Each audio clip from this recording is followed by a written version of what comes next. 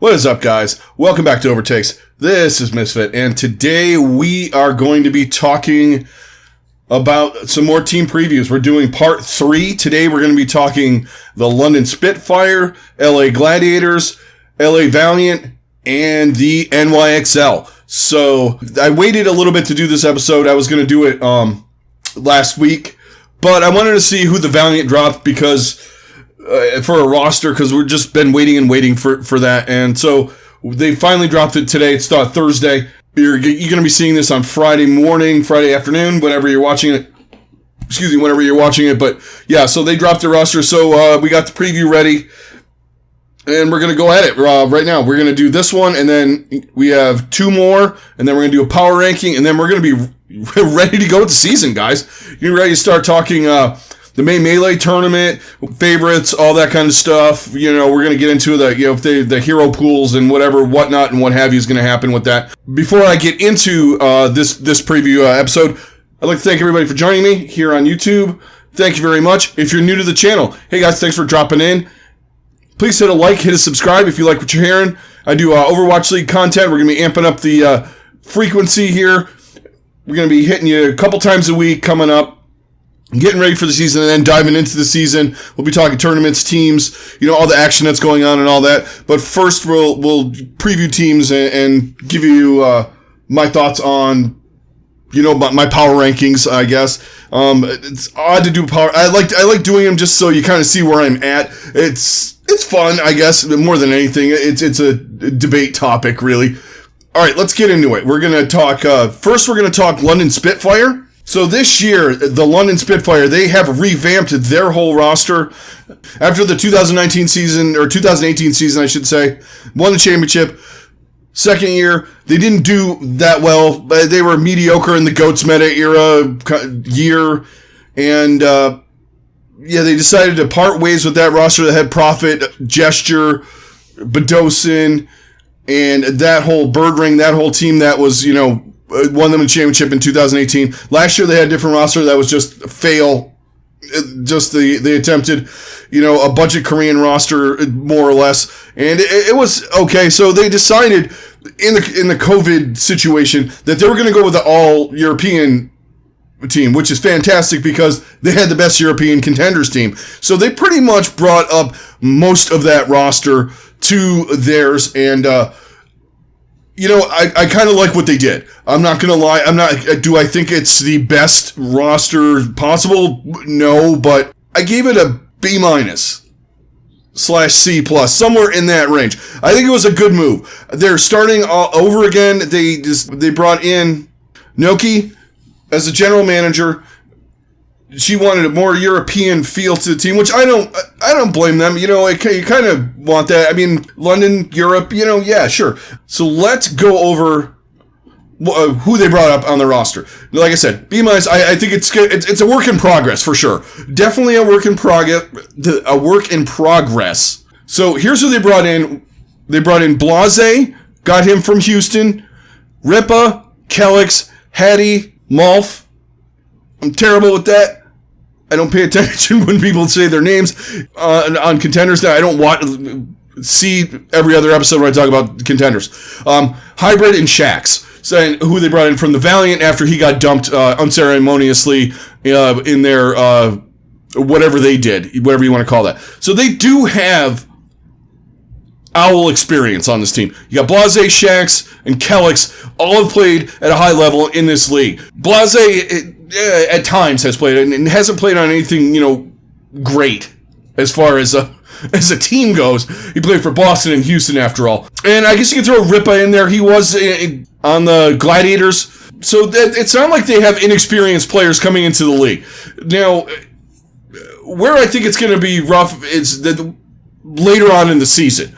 Hear me out here. So this is my take on London. I think early on they're going to be better than perceived because of the synergy that they have with a lot of these guys on this team already. A lot of them played together on British Hurricane. A good majority of these guys playing together. They won the European contenders a couple times. They're a fantastic team. They know how to play together. So you're going to have that to start when teams are kind of getting their getting their footing, trying to figure out who they are, what styles they work better at, and, outside of scrims, when the rubber hits the road in the regular season. So I'm looking for them, say May Melee tournament, I'm looking for them to show better in those preliminary games than maybe in the one in July, after teams have gotten some synergy, figured out where they are, who they are, that sort of thing. I think that they will be not worse down the line. Other teams will have caught up to them on the synergy level. Now, as far as gameplay, I think they're going to be good. I think they have a really good DPS line. I think it's going to be kind of underrated. You got Shaxx, Hybrid, and Blase. I think they cover most of the heroes you want them to cover.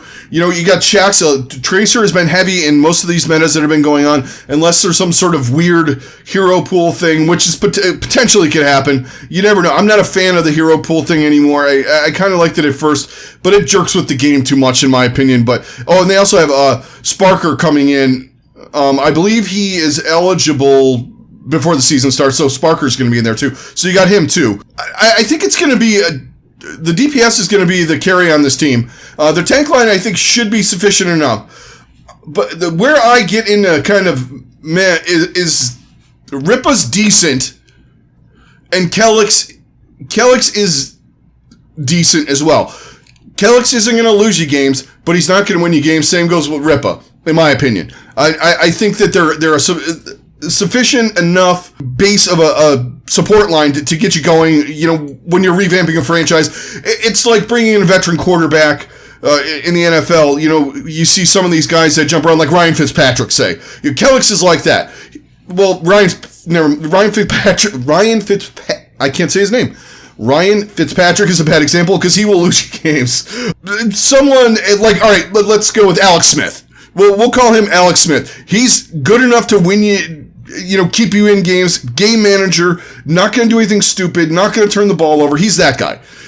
Kelix is not going to go clicking heads with Lucio or, doing anything extraordinary.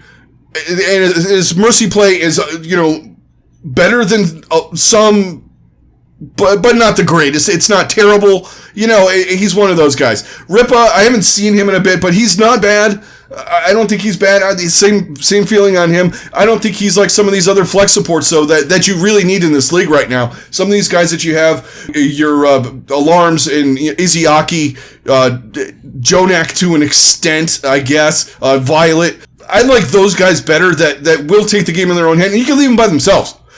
Guys like that, he's kind of more of a synergistic flex support, which, is fine. And like I said, it's a young team. You're building around this core. You're seeing who's good. You got Blase. You got, like I said, you got guys with some experience. I think they're going to be decent enough. Looking into the season, I don't see them past mid-pack. There's a lot of good teams in NA. Most teams have upgraded. I think they've upgraded as well. And they're not in the East this year. So that benefits them a little bit just because with a young team, I don't think it's up in the air, actually. I think the East, there's a lot to be said about what's going on over there. We'll get into that when we get into power rankings. Everybody says you don't want to screw with the East, you don't want to screw with the East, you don't want to screw with the East.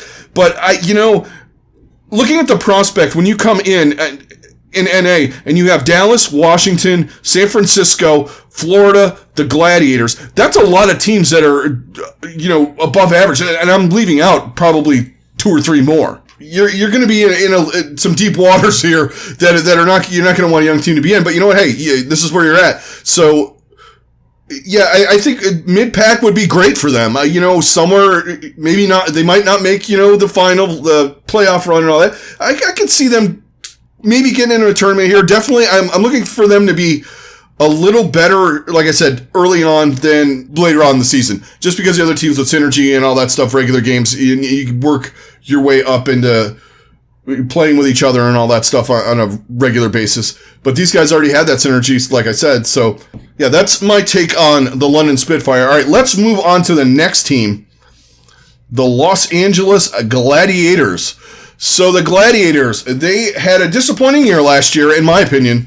The roster they fielded last year should have been miles better than it was. Shaz, Big Goose, Oj, I think all of those guys underperformed, in my opinion. The one guy that surprised everybody, including me to an extent was Birdring. Birdring was one of their top players the whole year. Space was really good too, but I think he even underperformed a little bit for what we expect from Space. This is what they did this year. They got rid of Oj, LH Cloudy, Shaz Big Goose retired, and Jaru retired. So, and Bishu also left the team too, but he wasn't really that huge of a part of the team. But this is where it gets good with them. So they picked up Muse, Shu, and Moth, and also Skewed. Now, the biggest pickup is Moth by far, but is it? Right? All right, so you think Moth is, because Moth is a leader. Moth was the glue behind the San Francisco championship runs.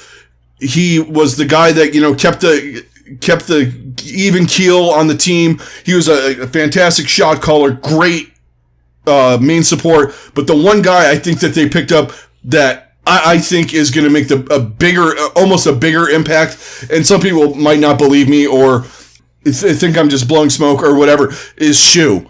I think Shu is going to make a huge impact on his team. He's one of those flex supports I was talking about. I love this guy. I don't understand how the Charge let him go. It doesn't make any sense to me. I think he's going to make a massive impact on this team. I think it's going to open up a lot of stuff. He's a great flex support. He's versatile. He can do all the things you want. And if you get into some metas too, Moth can also play a couple flex support heroes if you need him to. So I think the support line is fantastic. Muse, I think, has a lot to prove. I think Muse is going to be good in the long run because of the support line and things like that. And I think him and Space should be okay. I'm looking for some things from Space because I'm starting to wonder whether or not he's at the level where we think he is, or if he's just a tick below sometimes. Because it just seems like, I don't know, it sounds like I'm knocking Space, but I think he's above average flex tank, off tank, whatever you want to call it. But there were some things last year that, that were just kind of meh with his gameplay. I'm not going to lie. Last year was tough though too, on everybody as far as playing. I think that might have had some things to do with it and all that. I want to see, this tank line is the big factor in this, because the DPS is going to be really good again, I think, too. With Kevster, Mirror, Birdring. I think that's fantastic. They worked great together last year. Birdring was phenomenal. Kevster had moments where he was unbelievable. Mirror can play anything, as we saw. He was playing, I think one match he played every type of hero that you could. He played support, tank, and DPS. So yeah, he's versatile. It could be like one of those master of none, jack of all trades, master of none thing. My overall grade for them on this season is a B+. I think they did fantastic. I think the guys they picked up were what they needed and beyond. These guys were great. Big Goose and Shaz were great. The last year and a half, they were maybe slightly above average, not at the level where we remember them from in season 1 and into season 2, where they were one of the premier support duos in the league. I think Shu and Moth, who also have some experience together, I think Shu and Moth could be a fantastic top. You're talking top of the food chain as far as support duos go. I think that they're going to show a lot of people. I think they're going to show a lot of people that they were sleeping on them. Maybe not Moth, but Shu for sure. I have a lot. I sound like I'm a simp for Shu, but I just think this guy is great. And seeing him with the Gladiators and with this team, I think it's going to be fantastic. I think Muse is the one. Muse and Space are the key factors on this team that have to perform above my expectations. I think Space is, like I said, I think Space is really good, but I begin to wonder about him. Muse, I think he needs to prove himself. But with this backline and with these DPS, I think there's a little bit of room for error with this. I'm expecting a lot of this team this year. See every April preseason with me talking about the Gladiators. Every year I have high expectations for the Gladiators, and somewhere they fail me. Last year they failed me a lot. But I don't think that's going to happen with this team this year. Also, go back, listen to preseasons from a few years ago. The same thing. Minus season 1 where I kind of was in the middle with them. But yeah, I think that they're going to be one of the teams vying for the tournaments in every stage. I think they're going to be one of the top teams in the league, along with your Shock, your Fuels, potentially Washington, Florida. They're going to be in that top mix. And if they get the right meta, they will win a tournament. Or a right hero pool, or however you want to, whatever things come together, they will win a tournament. Thinking about beating the Shock and a couple of the other teams, maybe, it's hard to think about because you haven't seen them play together really, except for these weird scrims and stuff like that they're having, which they haven't looked great, but I'm not taking some of that stuff too seriously, these little invitational tournaments and all that, but it's fun to watch, for sure. I'm not really talking about them in my show either because I'm not gaining anything, and I don't think, they're fun. That's about it with those. But yeah, I think they're going to do well. Key points on them, tank line, and just overall synergy, getting everything together. I think once they get that, and if the tank line plays to their potential, I think this team's going to be very, very dangerous and scary to play. Especially when you start getting into June, July, some of those, because remember, we only have 16 regular season games plus tournaments, which is going to equal, for teams that are decent, is going to equal a lot of games. A lot more. Yeah, so I expect them to be above the middle for sure. I'm looking for them towards the top of the league. We're going to be talking about them in August going into September, being part of the vying for the championship this year. So that is the LA Gladiators. Now, we've had the reveal. Here we are with the Los Angeles Valiant. Okay, yeah, so this is a team, and that's about where we're leaving it. The two best players on the team are Crystal and Wea, as far as I know. The rest of these guys, I have no idea. They seem like the contenders guys that they just picked up, mostly from T1W. But yeah, they're okay, I guess. But are they OWL level? No. Crystal's on his 15th attempt to come back in the league. This dude gets more chances than a coke addict pitcher for the Yankees in 1988. I don't know what the deal is with this guy. He must sell himself really well because he gets a job more than any of these guys do. And there's other guys that, you're wondering why Kaiser doesn't have a job. I know DPS tank, but Crystal keeps getting jobs. They went with an all-Chinese roster for reasons. I don't know. Whatever with this guy. He was okay at best. The rest of the guys, like I said, I'm not a big contenders person. I'm not a big Chinese contenders person. This is going to be the bottom. First off, they get an F. Doing to their team what they did, and then just picking up whatever and just essentially canceling the season and running this team out there. I just don't understand that. I understand what they're doing in a way, but this team is going to be terrible. And it's a travesty that Valiant fans have to put up with this shit if they're still Valiant fans. Because if I was, and I did back off on saying, you're not a fan, I would be mad at this. Expecting them to win a game is not, it's not in the cards, man. If someone loses to this team, that other team should be sent to contenders. In my opinion right now. Because to me, there are two guys that are maybe three. I can't even say that because I don't even know, this roster other than Crystal and Wea, I have no idea. And they were in OWL, and Crystal was above average, but his attitude was below average. Lest we forget, he wanted to go screw his girlfriend and said his mom was sick, so he had to leave. That's that guy. So you're putting all, that's your experience right there. A guy who gives less of a fuck about his team than most. So, yeah, that's your best player. I don't think the guy should have gotten a shot. I would have went with somebody else, but you do you, Valiant. But I don't expect them to win a game. I'm going to throw that out there. If they win one, the other team should be so embarrassed. Like, this is season 1 level Shanghai to me. You threw together a team. They're barely practicing. I don't know.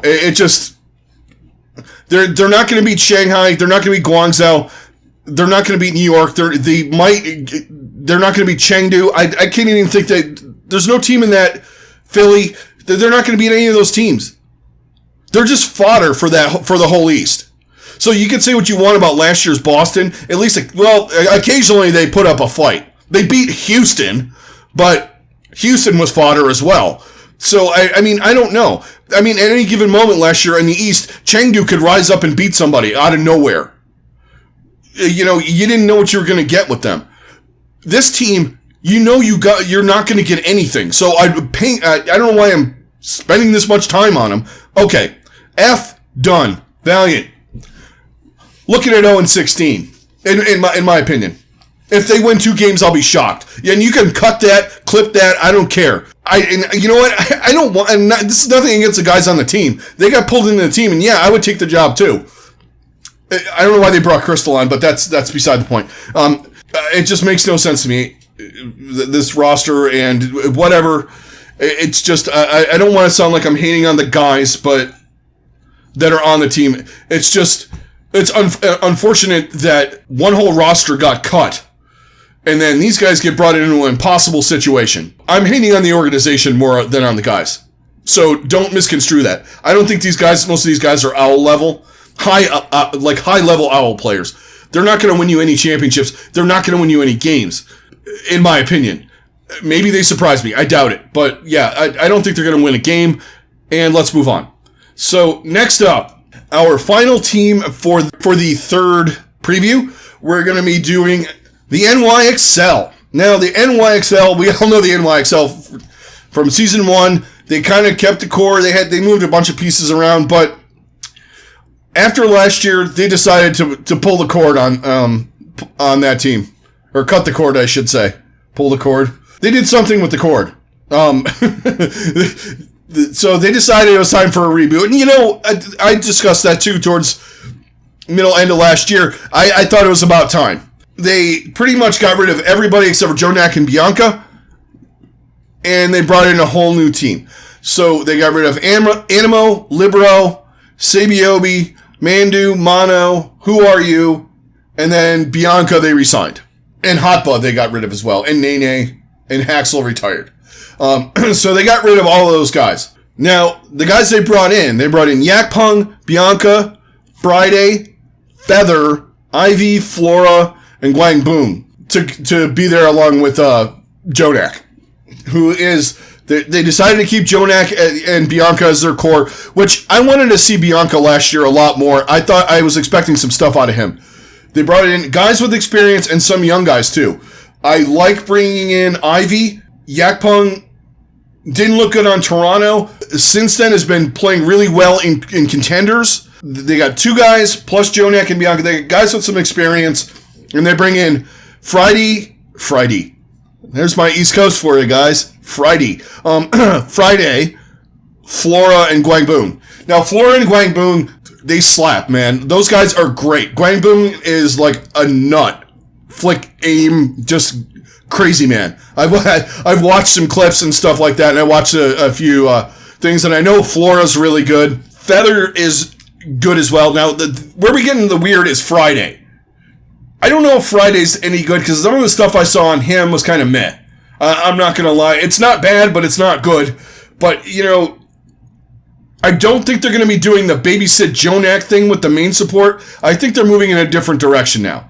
Now, you've kind of covered all of your bases, and you got a core of guys here that you can play a couple different styles with, too. I don't think they're going to be as passive with this team and play that defensive reactionary style that New York is known for. I'm going to give this a C to a C+ as far as what they did. It's not bad. It's not the greatest roster, but I think they're working on something here, and they're playing future game. So, C to C+. I lean more towards a C+ on this. I think they're being better than a lot of people want to believe. I think they're not the worst team over in the East, and they're far from the best, but I think they're going to vie for some wins and stuff like that here and there. I don't think they're going to be great by any stretch, but I think it's a work in progress, and I think given the right scenarios and the right coaching and that sort of stuff, I think this roster itself is decent enough. I think Yakpung and Bianca are going to be really good. I think their DPS is fantastic. I love Ivy. You guys know that. Ivy's my dude. He's one of the best flex DPS players in the league. He can play anything you need him to play, especially things like May, and you can get him on some other different stuff. He plays some Ashe, plays Sombra a little bit. He can do just about anything. He's kind of like the Libero replacement. You can get him on Pharah, you can get him on all that stuff. And then you got Flora and Guangboon covering your hit scan stuff that doesn't cross over with Ivy. And Feather can cover a lot as well. Kind of similar hero pools to Ivy, but in some metas you might need him and Ivy together. Especially when you got Echo Tracer, or you get something like that going. At least you have him, or you can mix and match him and Ivy up a little bit. And I think it'll be the best part of this team is going to be their DPS for sure. I think the tank line with a little synergy, a little bit of work, is going to be better than expected. I was high on Bianca last year. I wanted to see more of him than Hotba at certain points.